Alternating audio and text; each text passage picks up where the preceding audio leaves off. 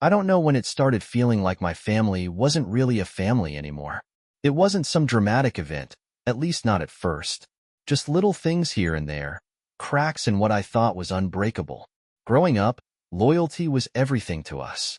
My parents made sure of that. They didn't just tell us. They hammered it into our heads. If one of us got into trouble, we all felt it. I still remember the time my brother Brian stole one of Dad's baseball cards, and I told on him. We both got grounded, not because I'd done anything wrong, but because I broke the trust.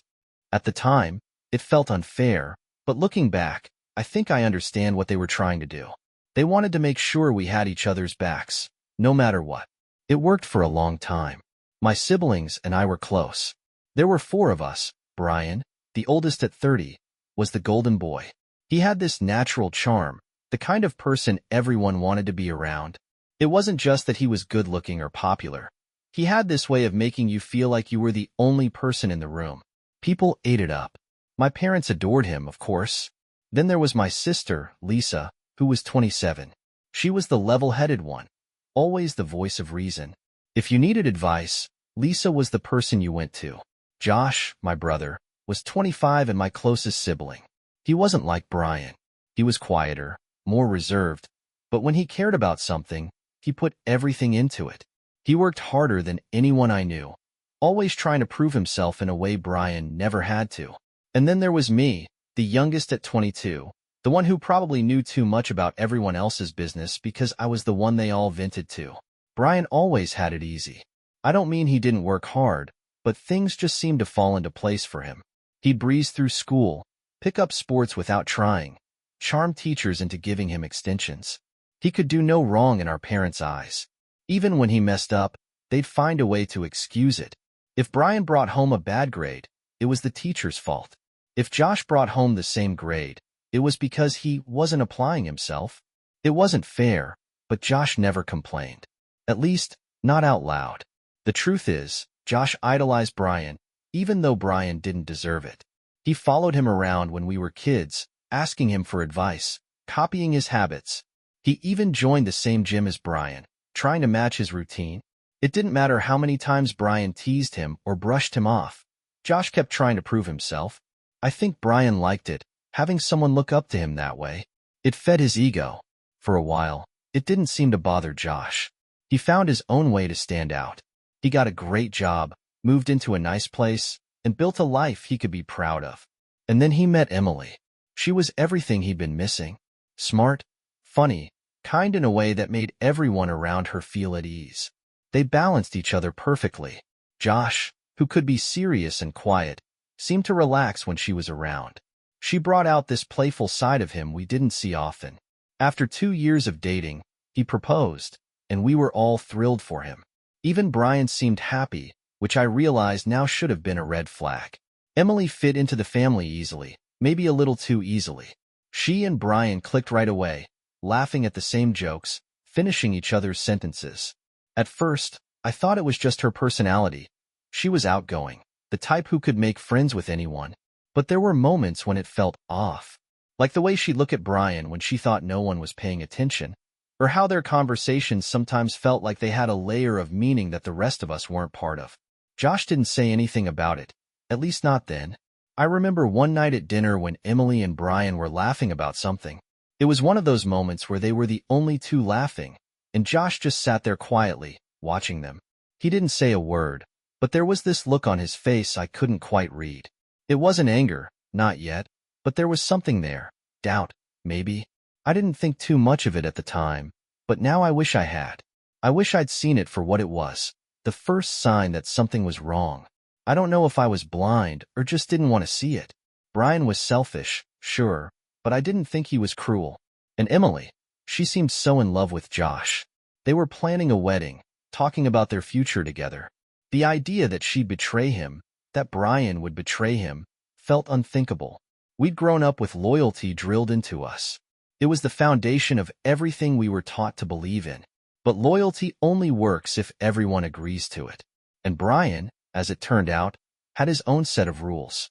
The signs were there, but no one wanted to see them, least of all Josh.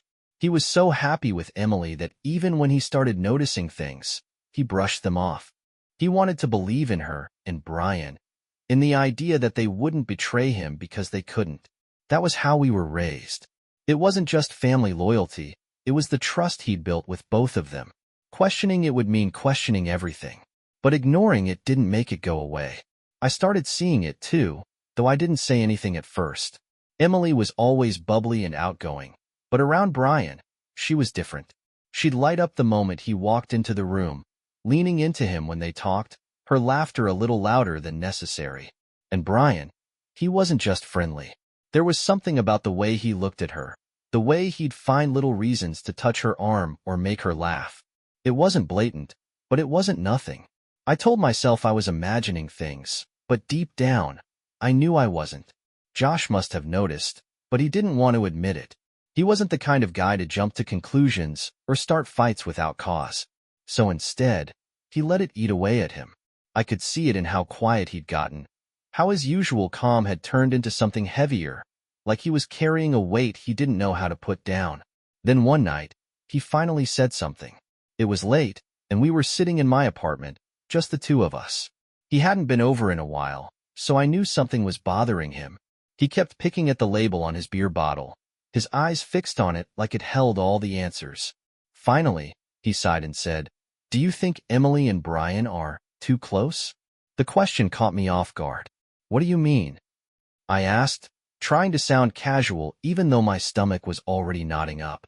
"I don't know," he said, rubbing the back of his neck. "It's just, sometimes I feel like they have this connection I'm not part of. Like they're on the same wavelength, and I'm just standing there, trying to catch up." I hesitated, not sure how to respond. "They've always been friendly," I said, choosing my words carefully. "But I don't think it's anything more than that." Josh nodded, but he didn't look convinced. "Maybe," he muttered, but there was no confidence in his voice. He sounded like he was trying to convince himself more than me. I didn't sleep well that night. The way Josh had looked at me, the way his voice had cracked, it wasn't just doubt. It was fear. He didn't want to believe it, and neither did I. But once the thought was there, it was impossible to ignore. The more I paid attention, the more I noticed. It wasn't just the way Emily looked at Brian, or how he made her laugh. It was the small things, like how she always seemed to sit next to him at family dinners, or how they had these little inside jokes that no one else understood. Once, during a barbecue at my parents' house, I caught them sitting on the patio together, talking quietly while the rest of us were inside. When Josh came out with drinks, Emily pulled back like she'd been caught doing something she shouldn't. Brian, on the other hand, didn't even flinch. I told myself I was being paranoid, that I was reading too much into things. But the doubt kept growing, and so did the tension. Josh didn't bring it up again, but I could tell it was still on his mind. He'd watch them sometimes, his jaw tight, his eyes scanning their faces like he was trying to read a language only they understood. Then came the night I couldn't ignore it anymore. We were at a family dinner, and the atmosphere was lighter than it had been in weeks. Everyone was laughing and joking, the way we always did, and for a moment, it felt like things were normal. But then Emily and Brian started talking, and the way they looked at each other made my skin crawl. It wasn't just friendly or even flirty. It was intimate, like they shared a secret no one else in the room could ever know. I glanced at Josh, and the look on his face broke my heart. He saw it too. That night, as we were leaving, I pulled Josh aside. I didn't want to say anything, but I couldn't keep quiet anymore. "Are you okay?" I asked, knowing it was a stupid question but not sure where else to start. He shook his head, his lips pressed into a thin line. "No," he said quietly, "but I don't know what to do." "Talk to her," I said, "or talk to Brian. You deserve to know the truth." He looked at me, his eyes filled with a mix of anger and despair. "What if I'm wrong?" he asked. "What if it's all in my head?" "Then you'll know," I said. "And if you're not wrong, at least you'll know that too." He didn't respond, just nodded and walked to his car. I watched him drive away, the pit in my stomach growing. I wanted to believe it was nothing, that Brian and Emily were just close in a way that looked wrong but wasn't. But deep down, I already knew the truth. This wasn't going to end well. It was a week later when everything came crashing down. I got a call from Josh in the middle of the night, his voice shaking so badly I could barely understand him. At first, I thought something terrible had happened. An accident, maybe, but then I heard him say the words that made my stomach drop. She's with him. Emily's with Brian. What? I said, sitting up so quickly my head spun. Josh, slow down. What happened? She admitted it, he choked out. She said she's in love with him. She's been seeing him behind my back for months. I felt like the air had been knocked out of me. Where are you? I asked. I'm coming over. When I got to his apartment, he was sitting on the couch, staring at an empty bottle on the table in front of him. His face was pale, his eyes bloodshot, like he hadn't slept in days. The place was a mess, boxes half-packed, clothes thrown everywhere. It was like a tornado had swept through. He didn't look at me when I walked in, just kept staring at the bottle like it held all the answers to the mess his life had become. She left, he said finally, his voice hollow. She packed her things and left. For him.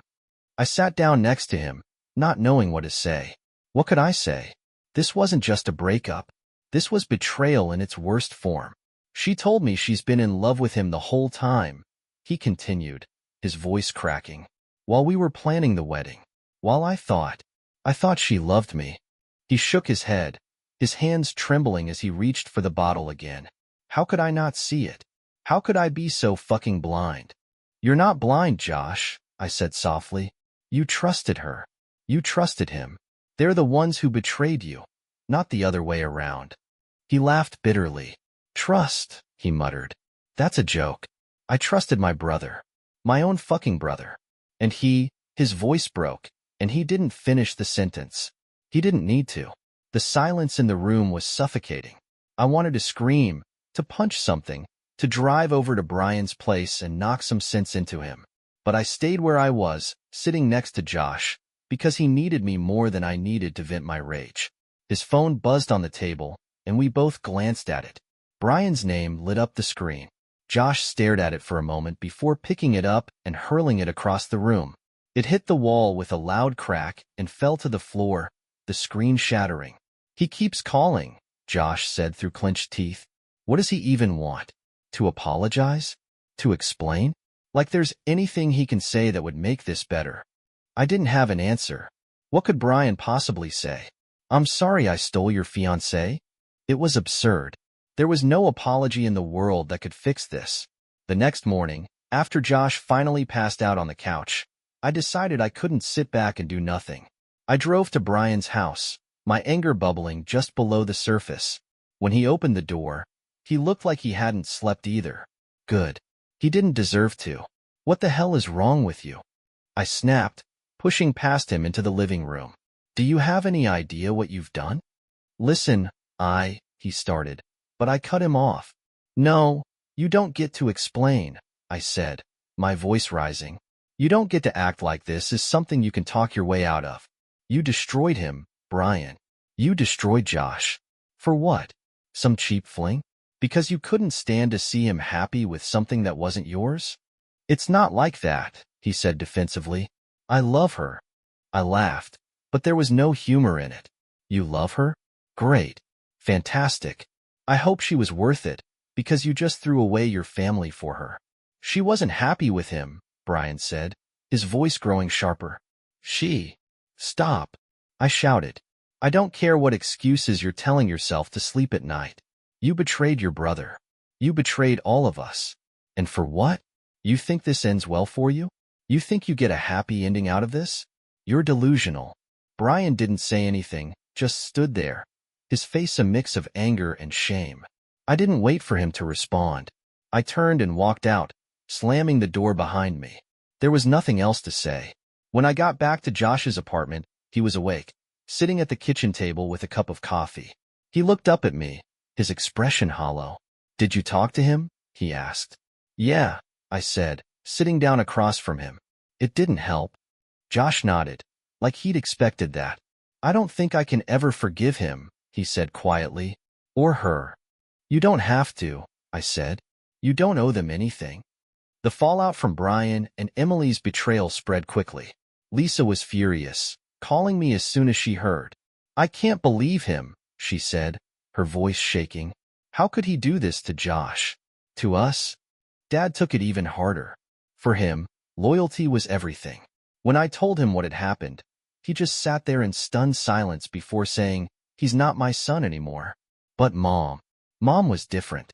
"He's still your brother," she told me when I called to vent. "People make mistakes. You have to find a way to forgive him." I couldn't believe what I was hearing. "He didn't just make a mistake, Mom. He destroyed Josh. He destroyed our family. And you expect me to just move on?"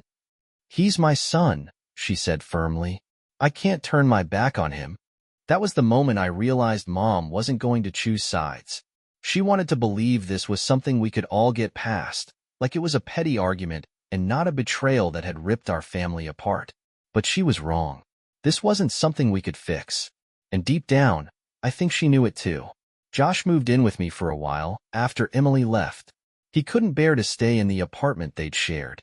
Everywhere he looked, there was something that reminded him of her. The couch where they'd binge-watched their favorite shows, the kitchen table where they'd made plans for the wedding, the closet still half empty from where she packed up and left. He told me once that the silence in the apartment was the worst part. It felt louder than her presence ever had. So, he left it all behind, refusing to even go back for the rest of his things. At my place, he was a shell of himself. Josh, the guy who could always handle anything, who had spent his whole life proving he was capable, was barely hanging on. He stopped going to the gym, lost interest in his hobbies, and barely ate. His job was the only thing keeping him tethered to reality, but even that seemed like it took everything out of him. Most nights, he'd sit on the couch staring at the TV, not really watching, just lost in his own thoughts. Brian didn't leave him alone, of course. He called constantly, left long, rambling voicemails, sent texts, even emailed him. Josh ignored all of it at first, but eventually, he blocked Brian's number. That didn't stop him. Brian started reaching out through mutual friends, trying to pass along messages, hoping someone would convince Josh to talk to him. But it was pointless. Josh wasn't interested in hearing Brian's apologies, or whatever it was he thought he could say. Our dad was just as angry as Josh, though his reaction was quieter, colder. He completely cut Brian off. "He's not my son anymore," he told me one night, his voice calm but sharp. I could tell he meant it. Loyalty was everything to Dad, and Brian had broken it in a way he couldn't forgive. He refused to even acknowledge Brian's existence. If someone mentioned him, Dad would change the subject or leave the room altogether. Mom, on the other hand, was determined to fix everything. She kept visiting Brian and Emily, acting like nothing had happened, like our family wasn't in ruins. Every time she brought it up, I shut her down, but she refused to let it go. "He's still your brother," she said one day when I confronted her about it. "People make mistakes. We're a family. We can't just throw him away." "Josh didn't just lose his fiancée, Mom," I snapped. "He lost his brother. And now you're asking him to lose his dignity too?" "He needs to forgive," she insisted. "Holding on to this anger isn't healthy." "Maybe not," I said, "but it's a hell of a lot healthier than pretending nothing happened." Josh stopped talking to her completely after she blindsided him. She'd invited him to what she said was a small family dinner. Just me, Lisa, and Dad. But when he walked in and saw Brian sitting at the table, his whole body went rigid. He didn't say a word, just turned around and walked out. I followed him outside, where he was pacing the driveway, his fists clenched so tight I thought he might hurt himself. "Why would she do this?" he asked, his voice shaking with anger and disbelief. "Why does she think this is something I can just get over?" I didn't have an answer. I wanted to tell him it was because she was trying to keep the family together, but even that felt like a weak excuse. All I could do was stand there, feeling just as helpless as he looked. After that, Josh cut Mom out of his life. It wasn't a dramatic decision. No shouting, no big fight. He just stopped answering her calls, stopped coming to family events, stopped engaging altogether. I think it broke something in her, but she didn't show it. Instead, she doubled down on her efforts with Brian, visiting him and Emily more frequently, as if compensating for the distance from the rest of us. Lisa, meanwhile, took the opposite approach. She made her stance clear with a single phone call to Brian. She told him exactly what she thought of him. No filters, no softening the blow. Then she blocked his number and never spoke to him again. When Mom tried to push her to forgive Brian, Lisa shut her down immediately. "He's dead to me," she said once. "Stop trying to bring him back." I couldn't bring myself to cut Mom off completely, even though every conversation with her felt like walking into a battlefield. She'd talk about Brian, about how much he regretted what he'd done, about how he missed us. I'd argue back, telling her that regret didn't fix anything, that it didn't erase the damage he'd caused.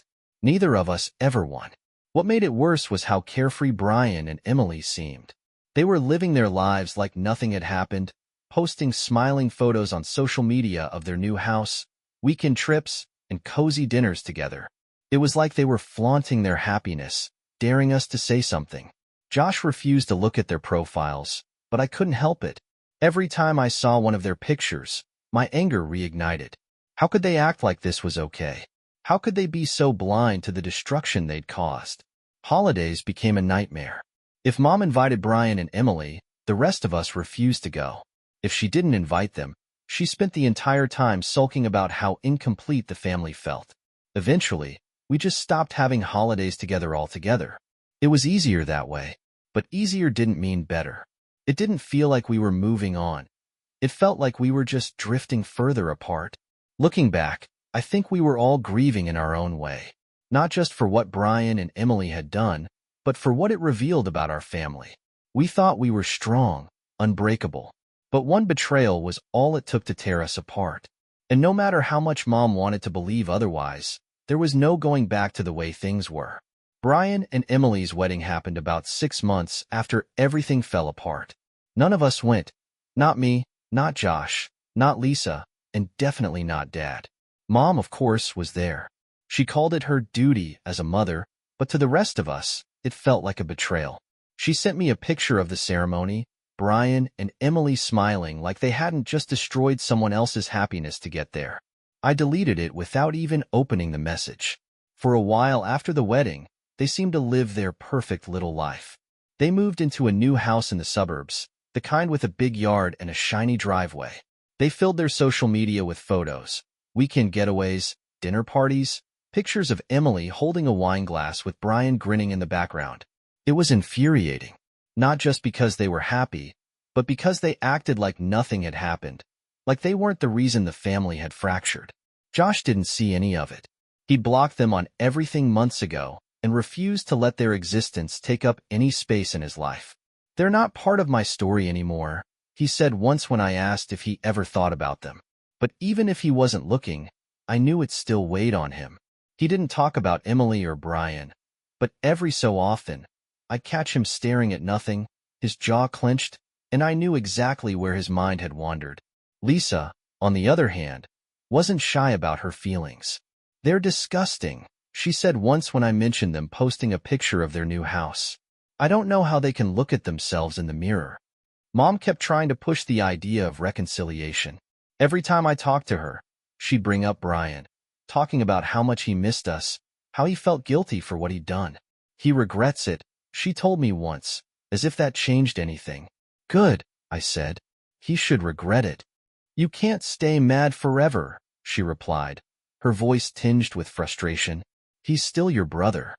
"No, Mom," I said firmly. "He stopped being my brother the moment he chose her over Josh." She sighed, shaking her head like I was the one who didn't get it. "You're going to regret this someday," she said. "Family is family. You don't just throw that away." The irony of her words wasn't lost on me. Brian had thrown it away. He'd been the one to destroy the foundation of trust we were raised on. But in Mom's eyes, he was still her son, still part of the family, and she refused to let go of him. The holidays that year were brutal. Mom tried to convince all of us to have a family Thanksgiving, promising to keep things civil, but no one was interested. Lisa flat out refused. "If Brian's there, I'm not," she said. Josh didn't even bother responding. I told Mom I had other plans, even though I didn't. She ended up spending the holiday with Brian and Emily, posting a smiling picture of them at the table. I didn't need to ask how Dad felt about it. He didn't say much these days, but the bitterness in his silence was enough to tell me that, in his eyes, Mom had made her choice. As for Josh, he was slowly trying to rebuild his life, though it wasn't easy. He moved into a new apartment on the other side of town, leaving behind everything that reminded him of Emily. He didn't talk much about what had happened anymore, but the weight of it was still there. He'd started going to the gym again, picking up old hobbies, even going out with friends now and then. It wasn't a full recovery. There were still days when he didn't leave the house, when he sat on the couch staring at the TV like it was just background noise for his thoughts. But he was trying. That was more than I could say for most of us. Lisa threw herself into her career, taking a promotion that required her to move out of state. She said it was a great opportunity, and maybe it was, but I knew the real reason. She wanted distance, not just from Brian and Emily, but from all of it. She visited less and less, her calls becoming shorter and less frequent. I missed her, but I couldn't blame her for leaving. If I'd had the chance to get away from the mess, I probably would have done the same. I stayed behind, stuck in the middle of it all. I couldn't cut Mom off entirely, even though every conversation with her felt like a battle I didn't want to fight.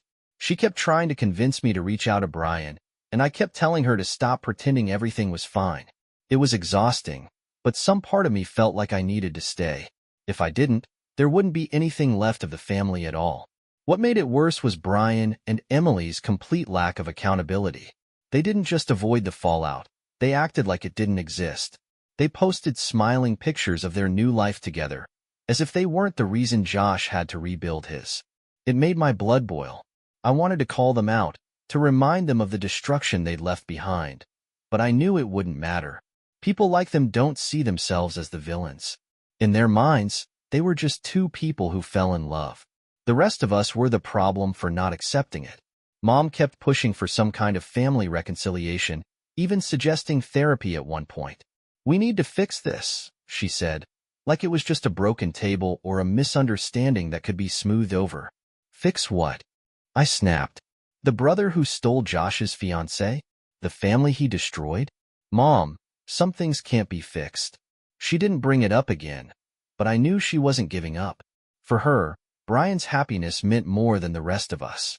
She wouldn't say it outright, but every choice she made proved it.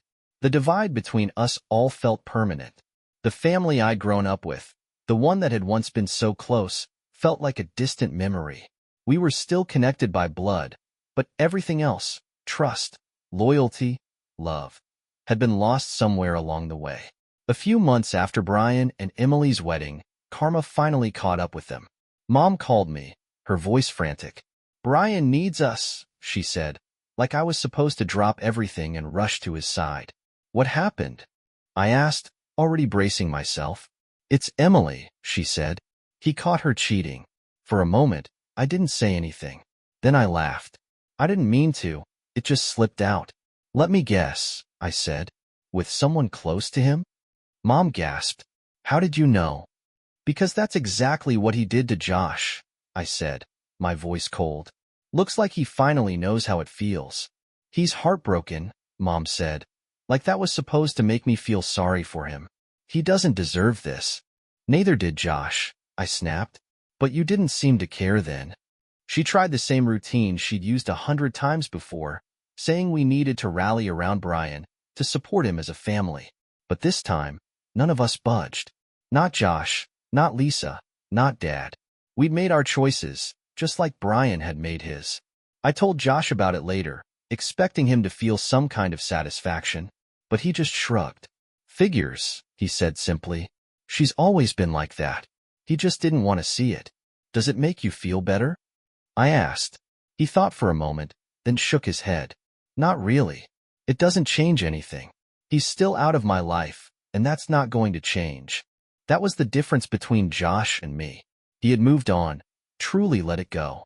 I still carried the anger, the bitterness. Maybe one day I'd let it go too, but not yet.